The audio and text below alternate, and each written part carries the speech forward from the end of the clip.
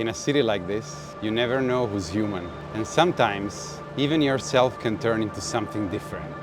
What happens when the part of ourselves we hate grows stronger than the ones we love?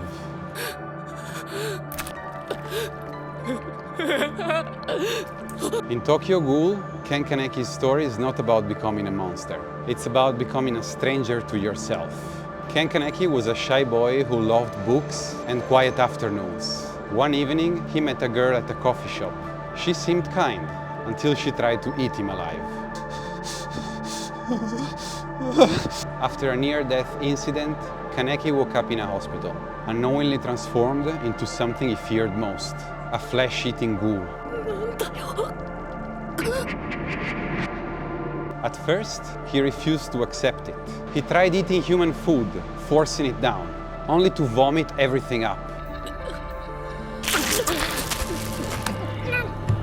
He rejected the idea of harming anyone. He refused to hunt, refused to eat human flesh, refused to accept that he had changed. Kaneki's past already hid fractures. He remembered a mother who worked herself to death to provide for him, but only much later did he recall the truth. That same mother sometime beat him, trapped in her own suffering. And that pain never truly left him. It simply hid beneath his skin. But everything came crashing down when he was captured by a very despicable and powerful ghoul, Jason.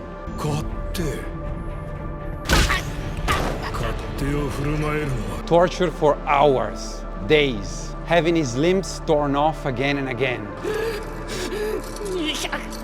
Something inside Kaneki snapped. In a desperate attempt to survive the unbearable, Kaneki's mind split, and a new personality, violent and bloodthirsty, emerged.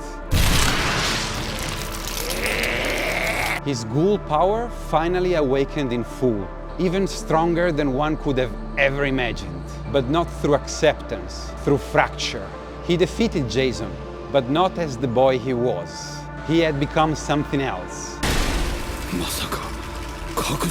But even after this split, even in his darkest moments, Kaneki still avoided human flesh.